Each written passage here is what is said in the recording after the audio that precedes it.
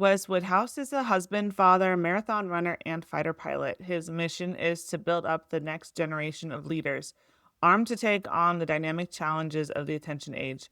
In 2020, he founded Vector Atlas, a leadership development and attention cultivation agency, where he leads a mastermind of committed men grounded in wise counsel and accountability, striving to live a life of purpose. As an attention performance coach, he helps leaders maximize their potential by focusing on what is most important.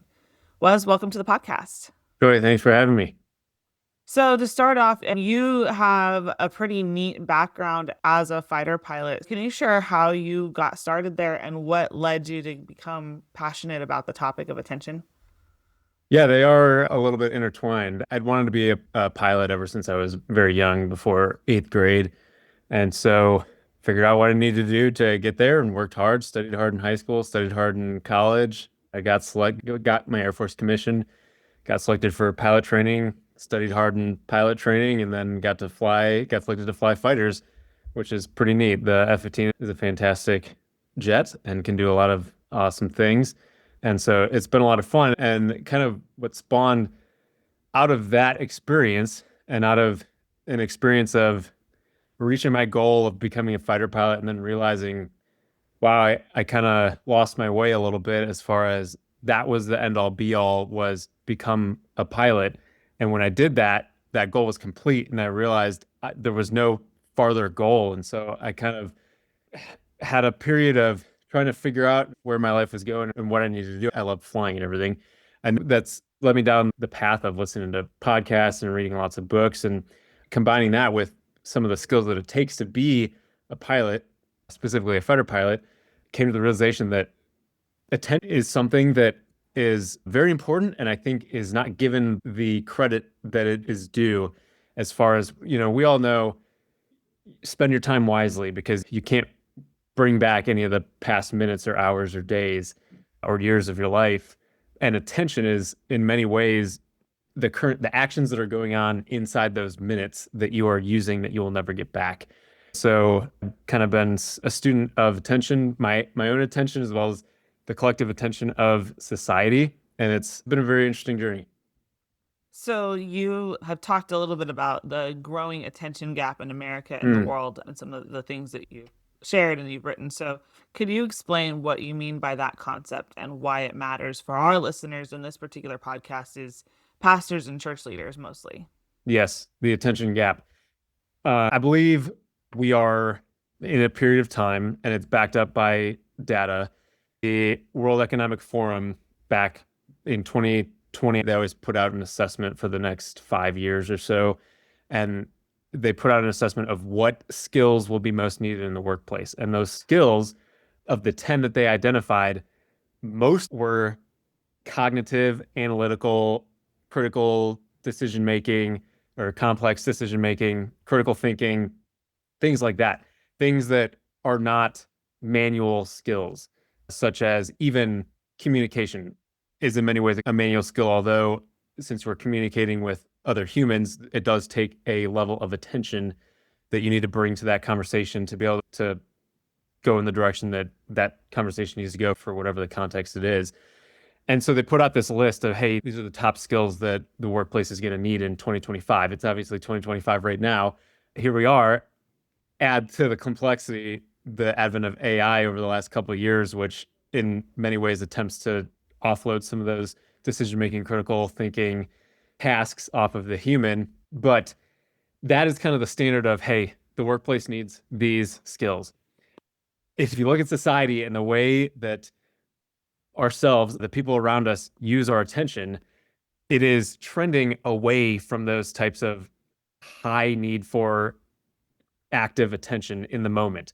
Many of us fall prey to the endless feeds of social media, YouTube, or any of those variety of things, the Netflix binges. There's just a constant inflow into our presence, our attention, of entertainment or whatever it is.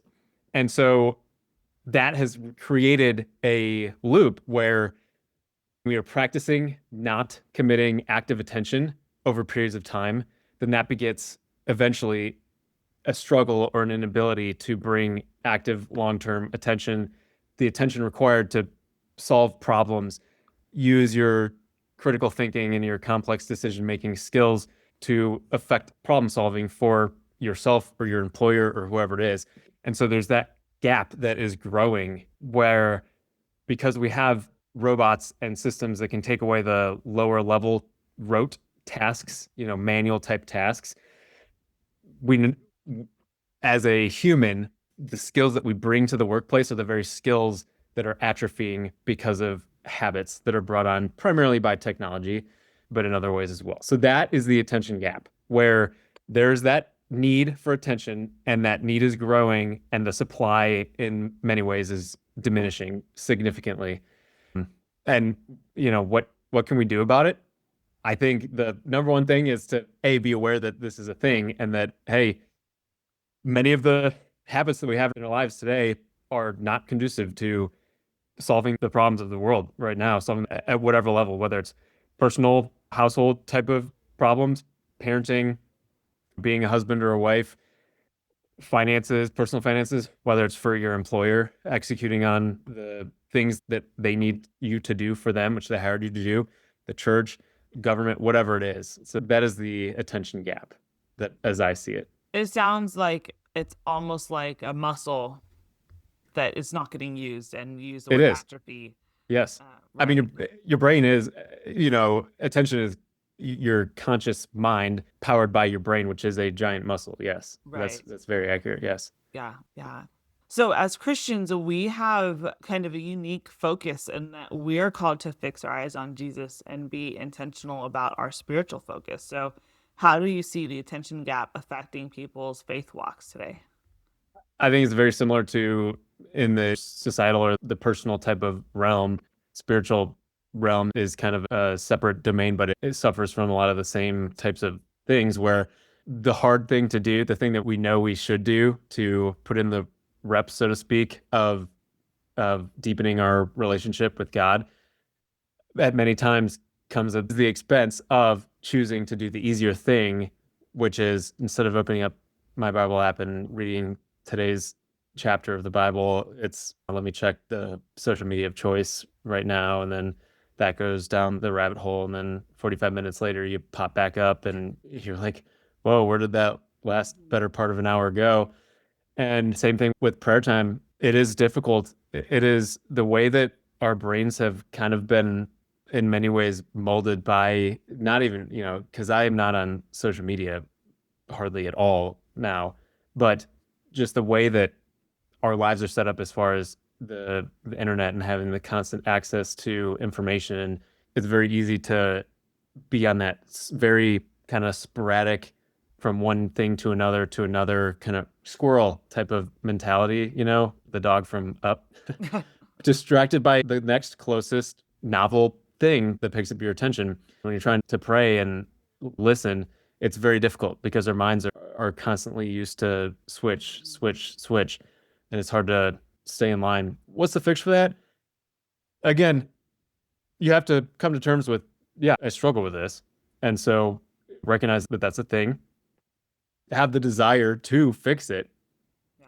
and to actually spend significant amount of time and attention on your relationship with Christ. And yeah, like you said, fixing your eyes on Jesus, and then being willing to put in the reps and finding ways and building the environment. That's a lot of, when I do a coaching call or I'm helping somebody out with progressing in a specific portion of their lives, a lot of it is just setting up your environment to be more conducive to getting what you need done, or putting yourself in the mindset that you need, and less conducive to the next easiest, like we've been talking about, the slippery slope of the urgent on fire, easy, mostly inconsequential thing that we Right. find gives us that little dopamine hit because we can check it off the list, but in all reality doesn't hold the same importance as whatever else that we're sacrificing.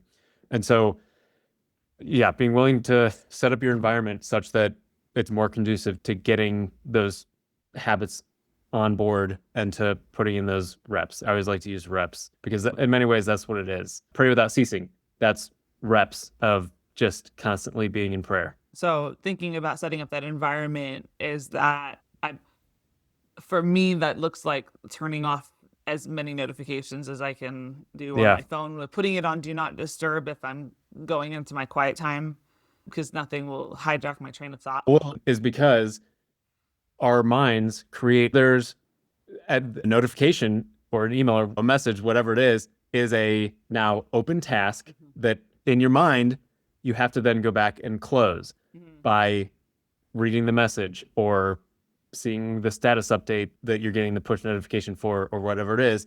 And when you have all these open loops in your mind, that will bring a level of anxiety because your brain has a difficulty prioritizing the big necessary things with the not necessary thing. And we've all done this. Food and water are necessary to keep ourselves alive.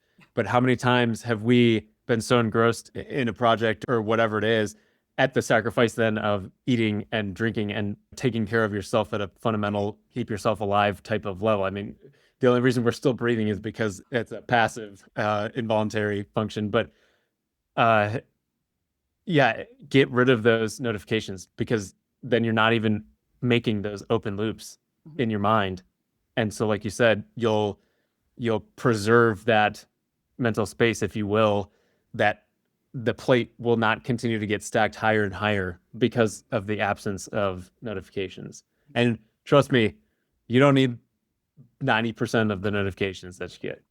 Say I most. and I would say I would challenge whoever's listening because I do the same thing. I have almost no notifications, and the only time my cell phone vibrates, like physically notifies me, is when I'm getting a phone call. Set yourself a timeline, whether it's a week or 2 weeks or a month, whatever it is, even 2 days, and kill as many push notifications as you can handle. Leave only a few, text messages, probably leave that. And then, maybe one or two other sources, but social media, kill it. Yeah, If they're sending you an email, then they don't really need to get a hold of you on a timeline. Anytime a notification pops up that you're like, I never want to see this again, just immediately tell the app in whatever OS you have, Apple or Android, as applicable, to never show you that again. You can always add it back. right. It's not a one-way road, but just see how it goes for, I would say, minimum of a week, probably a month to get a really good handle on how it can affect your life. But that would be my challenge to anybody listening, is to do an experiment and just see how it goes. The reality is that we all survived before we had phones. Some of us can't even remember what that was like. But even for those that are too young to remember what that was like, humans lived Mm-hmm. and they didn't know, well, what if there's an emergency? What if well, the reality is that people had emergencies before there were even the phone on the wall, you Yeah. know? A runner. And so, with it, you're going to be okay. Some of Right. it's just a matter of systematically changing settings, and then you don't even have to Mm-hmm. think about it Yeah. anymore. As you were describing how our brain is doing those open loops, what came to mind is if you've ever had an old computer and you had way too many apps open and way too many browser tabs open, and your computer would slow down and start to lag and start to freeze. That's what we're doing, not just to our mind, but that's what we're doing to our spirit too. That's a very good way to put it. We're trying to have too many things cooking on the stove at the same time. Yep. And this one's Yeah. boiling over, but I'm supposed to be focusing on this one over here, and it's not happening. And none of it's functioning the way it should be. Right. If you just close everything down and reboot, you'll probably Yeah. have a much better day. Right. That's exactly right. Yeah. So then in your experience as a fighter pilot, obviously lots of high stress situations and needing to maintain focus there. What specific techniques have you developed to keep your focus during high stress situations, and how might those apply to our everyday spiritual disciplines and our spiritual life? I think to answer your question in the cockpit, it's actually, I would say, significantly easier to maintain that high focus in that situation. I think there's a couple reasons. The primary one being, again, going back to setting up the environment, there is no ability for the excess of distractions up there in the cockpit because I don't have a computer open with access to the internet and a whole bunch of, I don't have my cell phone out that's ringing and dinging because I don't have my cell phone with me. And so There's no unconscious, go in my pocket and just, check the phone Right. for no particular reason or to check the time. There's not anybody just casually walking by to say hi or Hmm. to ask a question or whatever else. So the environment itself is very sanitized from distractions. That's not to say there aren't distractions. 99% of distractions are gone just by the nature of that environment. And so it's very easy to just be focused 100% on the task at hand.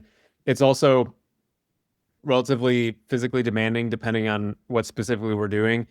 And then also there's the thought of, hey, if I screw something up, then that's it. I'm crashing the airplane. Somebody's getting hurt, myself or otherwise. And so you have the very underlying gravity, I guess, of the, no pun intended, of the scenario at hand and how it can go if things go wrong. And so very hyper aware on staying focused and everything. Plus, there is a lot of training. I mean, all of the pilot training that we did, it was very much focused on, hey, it's called the instrument cross check, where you look outside, then you check your instruments, then you check the map or whatever data card or whatever it is that you're doing. Maybe you check your wingman and then outside and then instruments. And then there's varying forms of the instrument cross check dependent on what phase flight you're in and what specifically is going on. That way you're training your mind to just constantly be going in this same loop, checking. And so none of the data, in theory, all of the data that you have is going to be relatively new. None of it's going to be particularly stale as far as am I on airspeed? Am I at the right altitude? Am I at the right place in time? Am I doing the right task? All those types of things. So how to apply that to other high stress situations is, I think, in many high stress situations, that is generally the case too, where many of the distractions are taken away as far as public speaking. If you're up in front of an audience, then if you do have your phone in your pocket, you probably put it on silent, and you're definitely not going to just be mid speech casually taking it out to check the time or whatever notifications.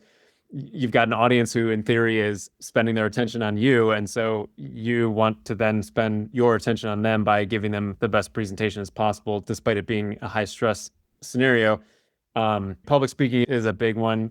Being on down to the wire, studying for a test or whatever else it is. A lot of times we all know that when you procrastinate, then all of a sudden you just have to, at the 11th hour, kick it into gear to get it done. And so a lot of times we amaze ourselves with how much we can get done. And that's because it's the desperation. And again, the gravity of the situation kind of kicks in. We've And created a then crisis you have. and And kick so, our crisis brain in, right? yes, exactly. And so you start actually kicking out distractions. You find a quiet place where you know nobody's going to and strike up a conversation.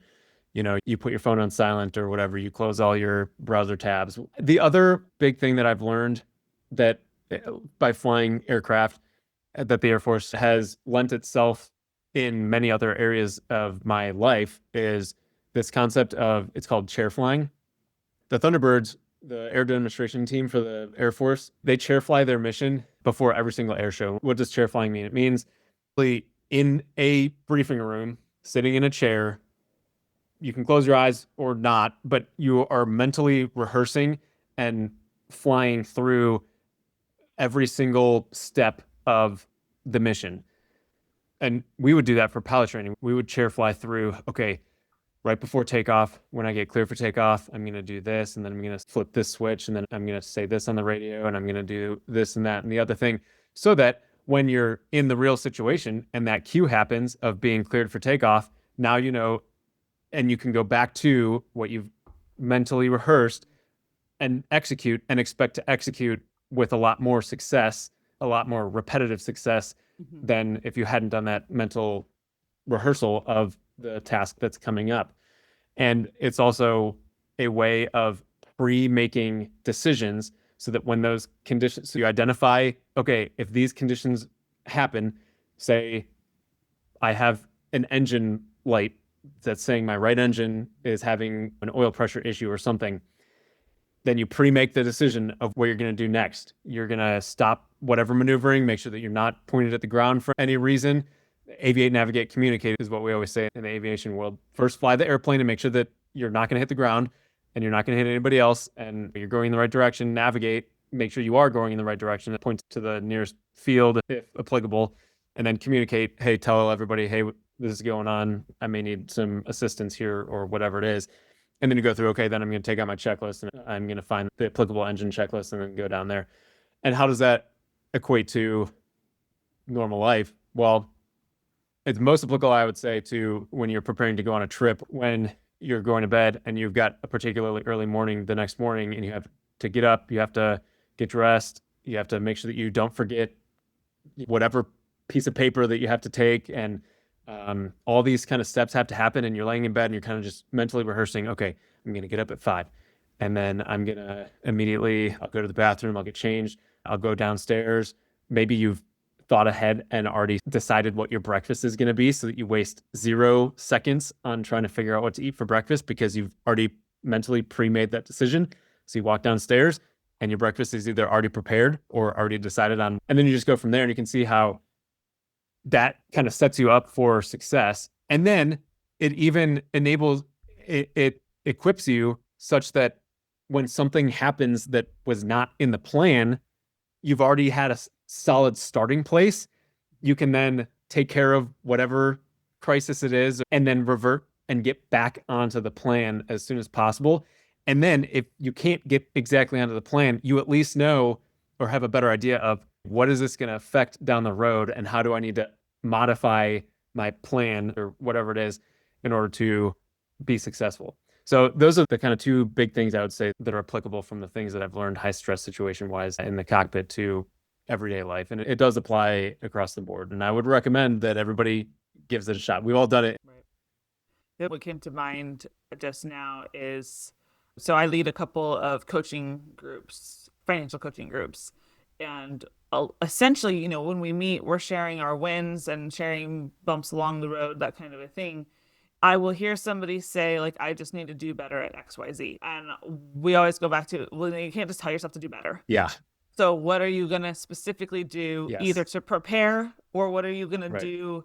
What are you going to pre-decide if the situation comes up? Yeah. My simple thing was somebody's trying to eat out less and there's no food in the house, so they ordered DoorDash 5 days in a row. Well, next time I have to do that, I'm going to order groceries right after my DoorDash. Literal conversation that we had last week. Some of it is, okay, well, what do I need to have in house? And some of it is, what do I just have as a next action if this thing comes up? Because just telling yourself just get up earlier, that doesn't just miraculously happen unless you have insomnia, right? And that's a different problem. Then there's things you have to put in place to cause that to happen if that's what you want to have happen. And then the other thing that came to mind too is, and I'm a full focus planner user, so I've been planning out my day and planning out my week. Michael Hyatt? Michael Hyatt, yeah. So planning out my day for probably 7 years I've been using this particular planner, but it doesn't have to be this one, right? The process of thinking through what's happening either tomorrow, or if I'm doing it in the morning, then what's happening later today. And today was actually kind of a funny example of this. If I didn't really know what was happening. Right. And I had jury duty. And didn't want to cancel the appointments because I don't know how long I'll have to stay or not. I could be done at 10 a.m. And so I had literally mentally, okay, I put everything on the calendar, but also let everybody know, and just, okay, at this time, I'm going to check where things are at. And if I'm still here, I'm going to cancel the next call. And which just ended up, how my day ended up playing out. But I had to go into it with, this is the plan, so that I'm not just spinning in circles when I get called into the courtroom about, well, what about all the stuff I had going on this afternoon? What am I going to do? And you brought up a good point that I hadn't specifically thought about it in this way.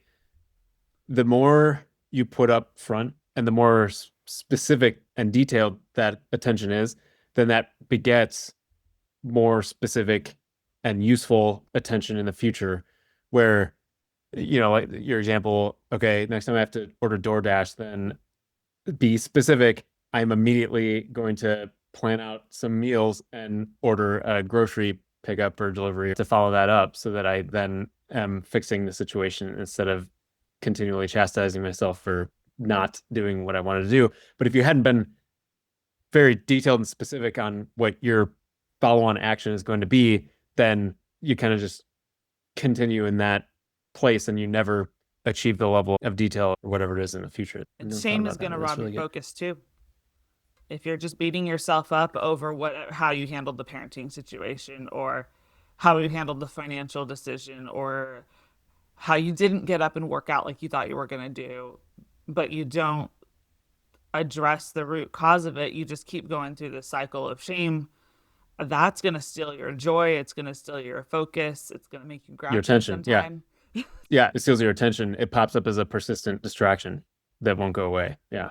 The other thing that, to circle back a little bit to the cockpit, that I was thinking as you were sharing, was this idea of having routines and some checklists that you build into your life too. Some people feel like routine stunts creativity, and I feel like it's the opposite. It creates more space for you to be creative, or creates more space for you to be able to react to a situation. So you had your 4 places that you're looking. I forget what you called it. The Crosscheck. The Crosscheck, right? And it's where this is the order that we're doing this. Some of us have a morning routine or workday startup routine, and it may not always go exactly how you think it's going to go, but if it gets interrupted, that's a kind of a touch point that you can go back to. Okay, wait, this is the next thing I was going to do. And also allows you to put more focus on whatever the thing is that actually needs your focus. When you're doing that cross-check, you're not having to think about the cross-check. It's automatic. You're thinking about what you're actually seeing. Right. And being able to act in, because you're not having to think, okay, now when you first learn to drive your car, right? Okay, now I'm going to check my mirrors. Now I'm going to look over my shoulder, right? And hopefully if you've been driving for a while, that's not something that you're still thinking, oh, check your mirrors. You just do it. You just do it to gain that detail, the detail of your environment. Thank you for joining us for this first part of my conversation with Wes Woodhouse about the attention gap and how fighter pilot focus techniques can transform our spiritual lives. In our next episode, we'll continue this fascinating discussion as we dive into practical ways to create spiritual disciplines in a distracted world. We'll explore how pastors and ministry leaders can foster environments that support deep focus, how to help our congregations develop better attention habits, and how to build communities that value presence over distraction. It's packed with actionable insights you won't want to miss. Be sure to subscribe so you don't miss part 2 of my conversation with Wes, coming in 2 weeks.